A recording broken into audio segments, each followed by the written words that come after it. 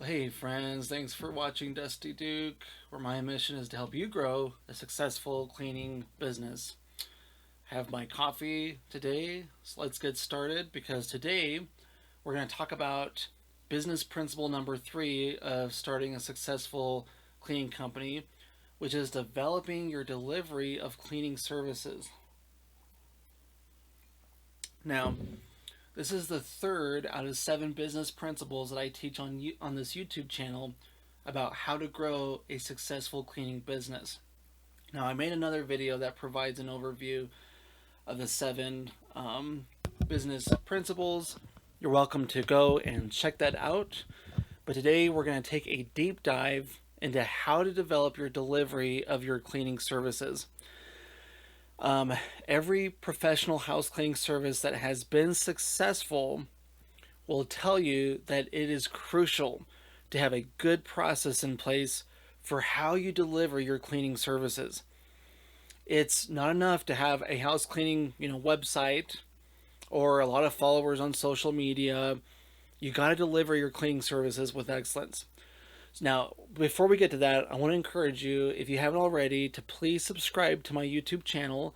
My goal is to create 100 YouTube videos in 2025, and I have about a dozen videos that I'll be publishing in the next few days. So be sure you subscribe so you don't miss any of this content, because again, my goal is to help you grow a successful cleaning business. So with that said, let's go ahead and jump in. Now, when it comes to developing your delivery process for how you conduct your cleaning services, there's a few key points to keep in mind. Number one, you need to use the most effective products and tools.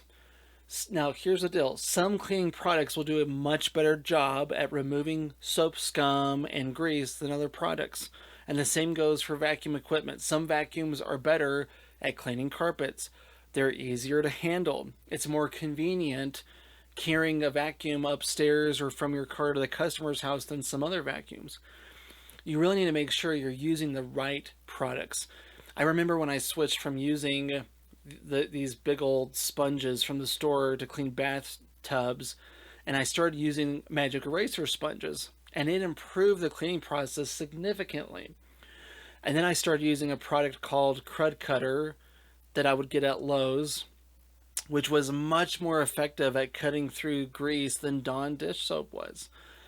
So there's a lot of cleaning products and equipment out there that you can explore, and I can probably create a video in the future to highlight some of the products and equipment that I recommend, ones that I've found effectively clean while cutting down the time required. But for now, just keep that on your radar. Look for products and tools that make your life easier, that are going to reduce your cleaning time, and that are still going to deliver high quality results. Okay. And number two is you got to put good systems in place for cleaning.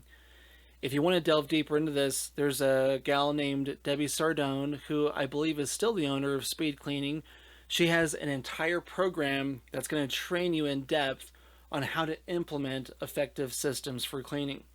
Now, some of what I'll share comes from her program when it comes to putting systems into place. She teaches this in the speed cleaning program that she has on her site. So if you want to learn more, you can visit her website and purchase her full course. But in this video, I'll go ahead and go over just a few systems that I've learned that help provide better cleaning services for me and my customers. And the first is you always got to start cleaning from top to bottom. You got to start with the top cabinets and the light fixtures and other higher surfaces and bring all the dust and dirt downward to the floor. Because if you're cleaning the tables first and then you're going to go and clean the light fixtures, you're going to get dust on the tables that you just cleaned, and you're going to create double work for yourself. So make sure you're always cleaning from top to bottom. Now, the second thing is you want to clean in a full 360-degree circle around the room. You want to start from one side of the room and work your way around in a circle. A lot of cleaners tend to jump around. They'll go to the fridge and clean, then the oven, then the sink, and this scattered approach can make it easy to miss things. But if you're cleaning in a circular pattern, it's going to help you remember what you've already cleaned. It helps ensure that you don't miss as many areas, and it's going to streamline your process significantly. Now, the third thing is you want to carry your supplies with you. Now, I learned this from Debbie Sardone, the importance of keeping your supplies with you at all times. Don't leave your cleaning caddy in the room next to you, okay? You want to invest in a caddy, you want to invest in a cleaning apron so that you can keep your products and tools within reach as you're cleaning. And this is a small change that's going to save you a lot of time and help you do a more thorough job. So keeping your supplies close allows you to clean more effectively and efficiently. And then fourth is you want to use a checklist, okay? Don't rely on your memory to ensure that everything gets cleaned. There's some house cleaners that might say, well, I've been doing this for so long that it's just second nature and I don't need, a checklist. And that might work for someone who's been cleaning for 20 plus years.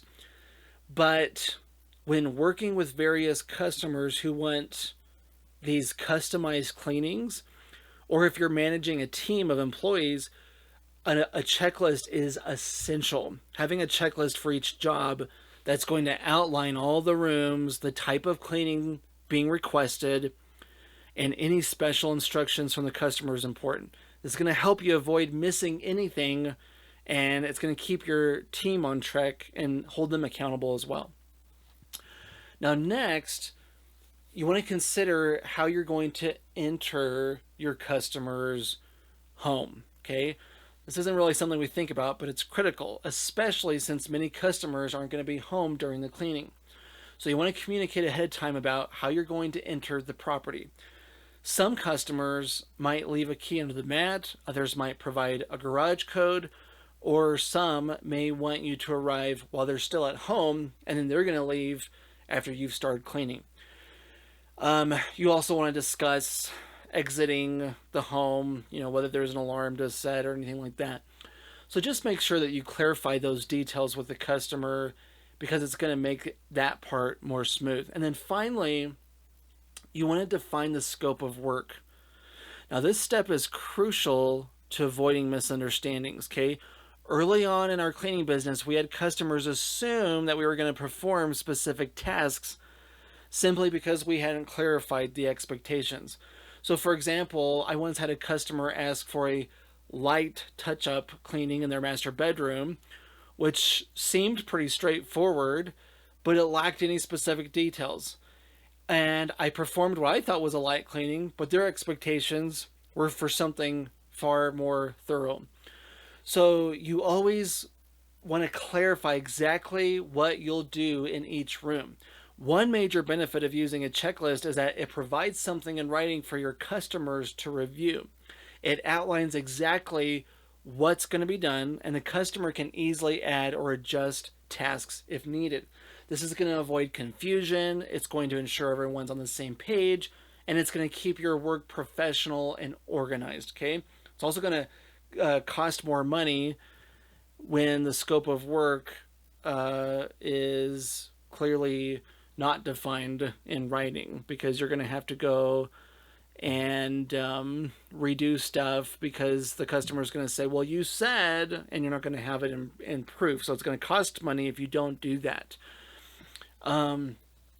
It also helps clarify for the customer exactly what to expect. So, you're giving them that peace of mind, which is going to be really helpful. Okay, so that's, you want to create a system for your cleaning process. Now, the fifth key in developing your cleaning services is deciding whether you're going to offer a warranty or a guarantee for your services, and if so, how that's going to work. You see, many cleaning companies guarantee their work by offering to come back within 24 hours to fix anything, and a lot of customers appreciate that. When having a guarantee in place helps reassure your customers that even if something goes wrong, you're going to make it right. And many industries offer similar guarantees or warranties, and it's wise to consider offering one as well.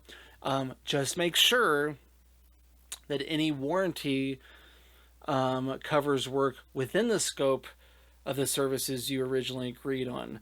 If a customer claims you missed cleaning the inside of a refrigerator, but the cleaning wasn't a part of the original scope of services, that shouldn't be covered under your guarantee. So be sure to clarify your scope of work in advance.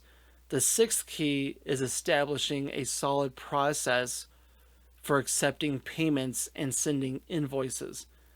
Now, some cleaning companies allow customers to pay in advance through their website, offering, kind of an online checkout with credit or debit cards. Others may let customers leave cash or a check after the cleaning, and you can also send invoices via email or, through the mail and a letter once the service is complete. Now, whether you ask for payment before or after the service, it's important to offer online payment options. Some companies avoid offering credit or debit payments due to that small 3% fee, but the benefit is that it makes paying for services much more convenient for your customers. When a customer can easily pay, they're more likely to book additional cleanings and recommend you to others. So always try to prioritize your customers' convenience when deciding on a payment process. Now, the seventh key is ensuring that any employees working for you understand proper etiquette. Okay? When you're in a customer's home, it's a good idea to create a procedures manual outlining how employees should behave. For example, don't allow employees to take lunch breaks in a customer's home. Even if they need a break, it should be either in their car or away from the property. You should also address things like listening to music. If they do, it should be through one earbud, not a loud radio that the customer could hear. So think through every situation and ensure that your employees know how to conduct themselves professionally as they represent you and your business. You want your employees to represent you well, because they're the face of the company. Okay. Now, the next key is really thinking about how to train your employees. If you're a small cleaning business just starting out, you don't need to worry about this immediately, but you should at least be preparing a strategy for employee training. Now, the key to scaling your cleaning business and hiring more employees is knowing how to train them effectively so that they can clean the way you want without needing to be micromanaged. This was an area where I struggled with my cleaning business because I didn't train my employees properly. We would have customers schedule cleanings, but many of them would only book once because the service quality was poor.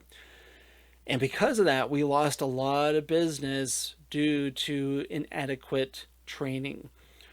I would focus on training for just a couple of weeks, and then I assumed that my employees were ready to handle the cleanings on their own, but they weren't.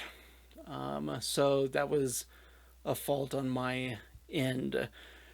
If you're training an employee, first, I would have a training manual that they can reference, and this should include details on the rooms, the tasks, the tools to use, the products to use, stuff like that.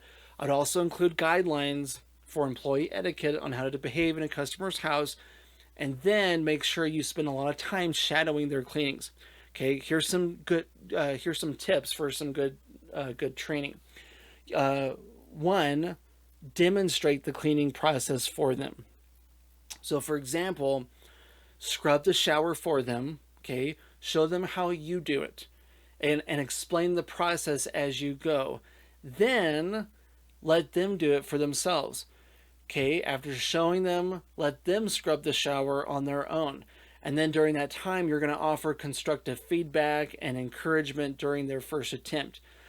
Okay, the third thing is I would train in your home. Ideally, do the training at your own home, not a customer's, because training in a customer's home can actually make them feel uncomfortable, especially when they know it's a new employee. So if all possible, train in your home first. And then the next thing is you want to shadow the cleaning together, because before allowing the employee to clean in a customer's home solo, do a lot of shadow cleaning with them together. Okay, over time, you can delegate more tasks to them, but let them know up front that you'll be spending a lot of time together and that you're planning on giving them feedback. And as they prove their skills, you'll trust them with more responsibility. Okay. Now, incentivize their progress, I would consider adding small like pay raises as rewards. So, for example, if a new employee learns to clean kitchens on their own after a few weeks, you might give them a small raise like 25 cents per hour. And you could do the same for other tasks such as cleaning the bathrooms, right? So try to find ways to motivate their growth through little incentives. And this is just an overview of employee training. But keep in mind that to scale your cleaning business and to help more people, you need to hire and train employees the right way. Okay. The more you focus on creating an exceptional experience for your customers, the more likely they're going to book you again and they're going to recommend you to their friends and their family. This is going to lead to more customers and repeat business, and that's key to successful growth. So thank you for watching this video. I appreciate you tuning in. If you have any questions, leave them in the comments below, and I'll make sure to respond with more videos. Also, if you haven't already, again, make sure to subscribe to my YouTube channel. My goal is to create 100 videos in 2025, and I have over a dozen more to publish in the next few days. So don't miss them. Thank you again, and I hope your cleaning business continues to grow and succeed.